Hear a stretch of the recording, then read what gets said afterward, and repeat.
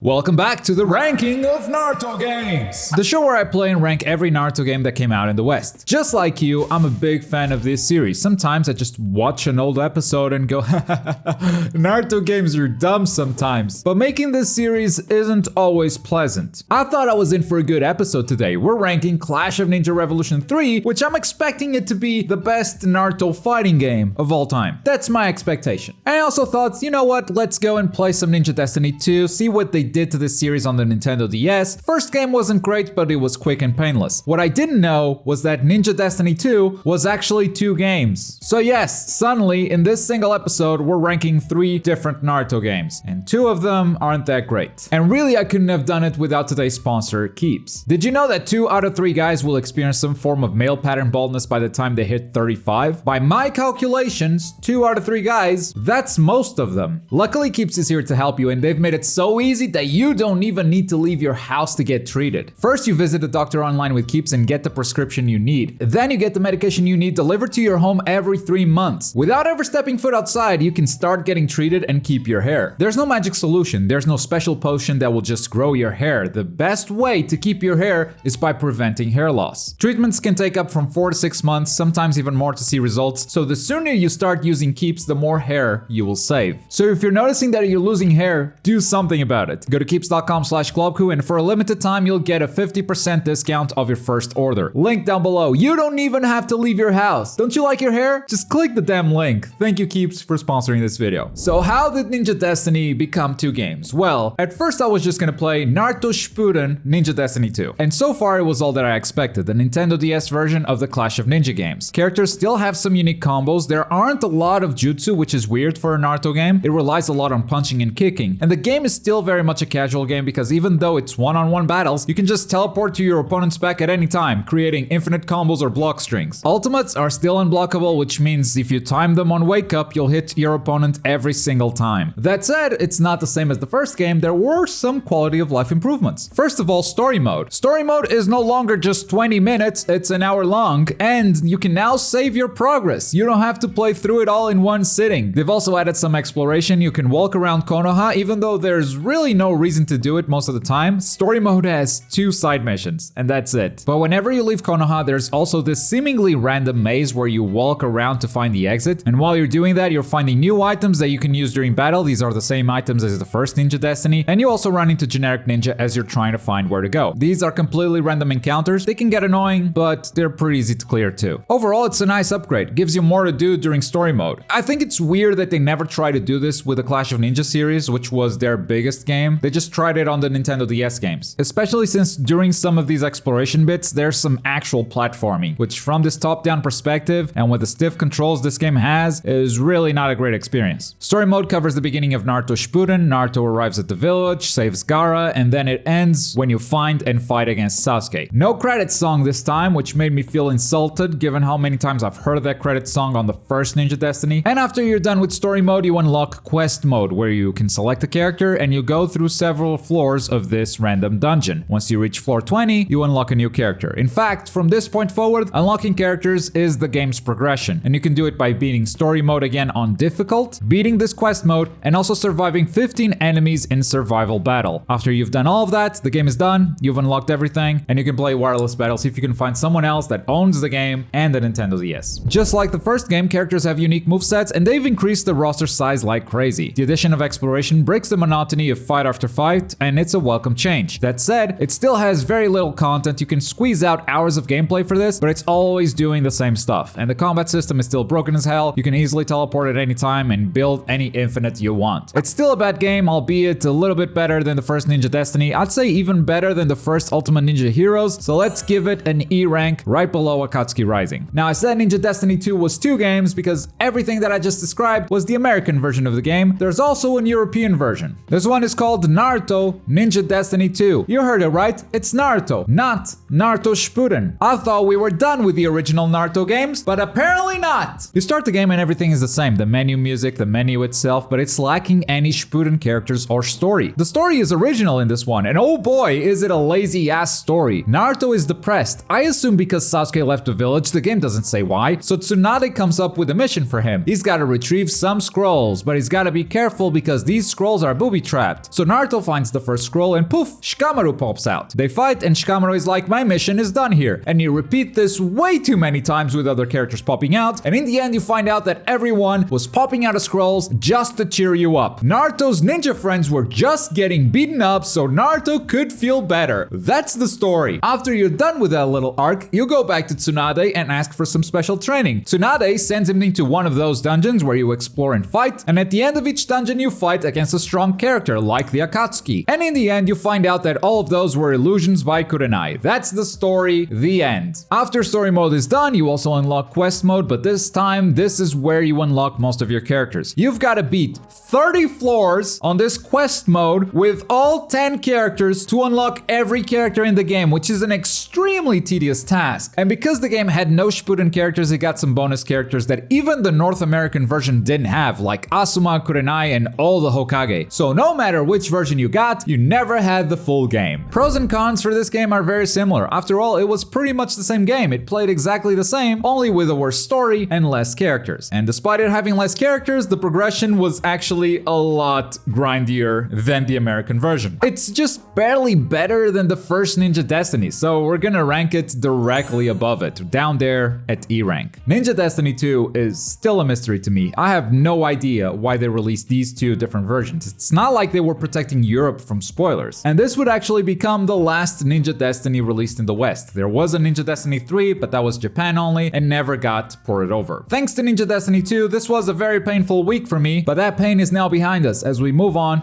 to one of the favorites of all time, Clash of Ninja Revolution 3. We'll be right back.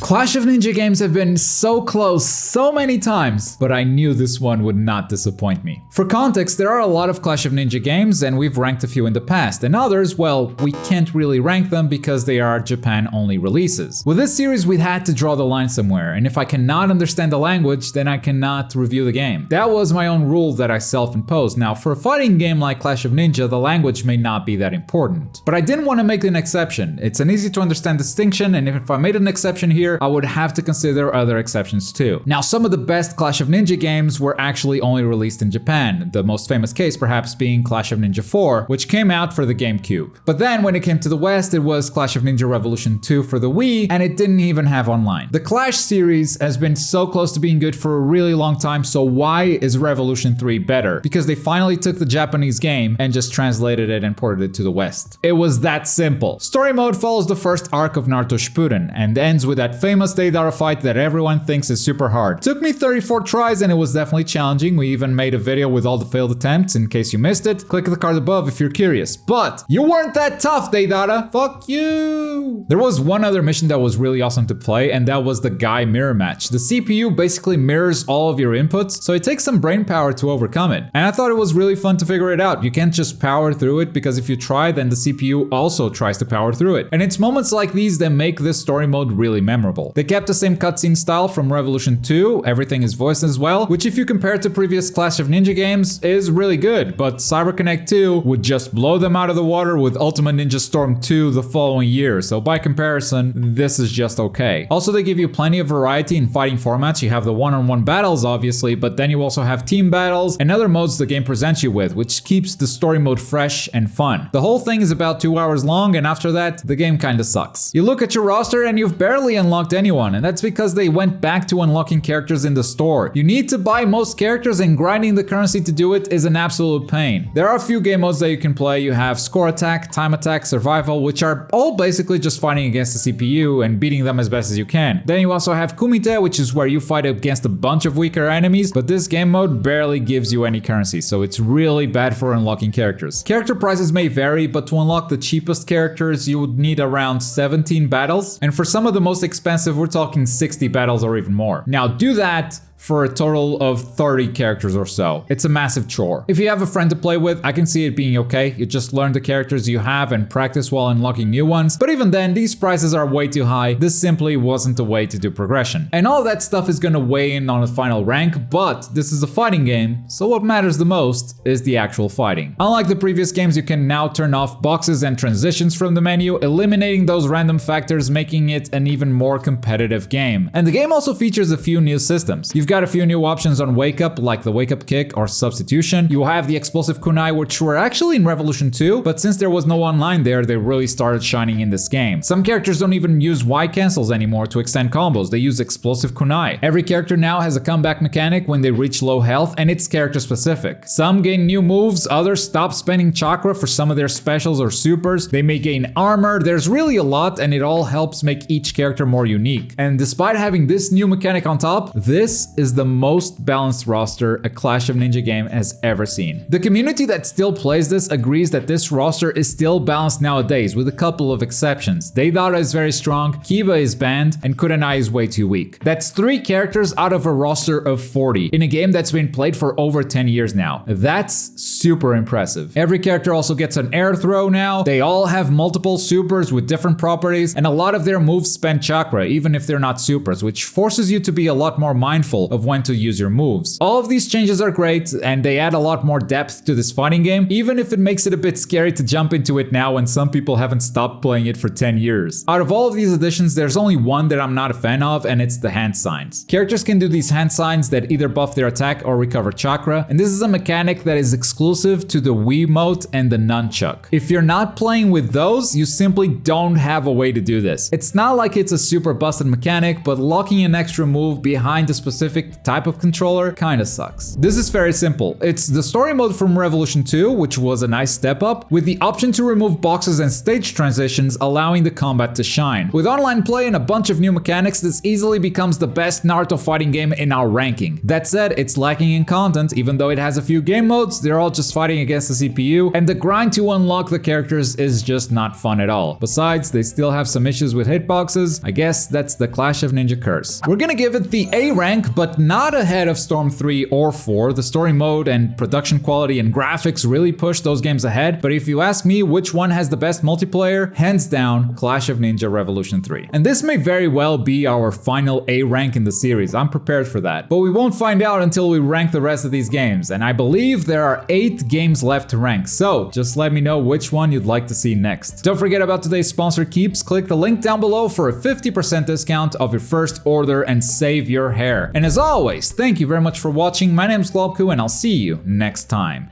Bye!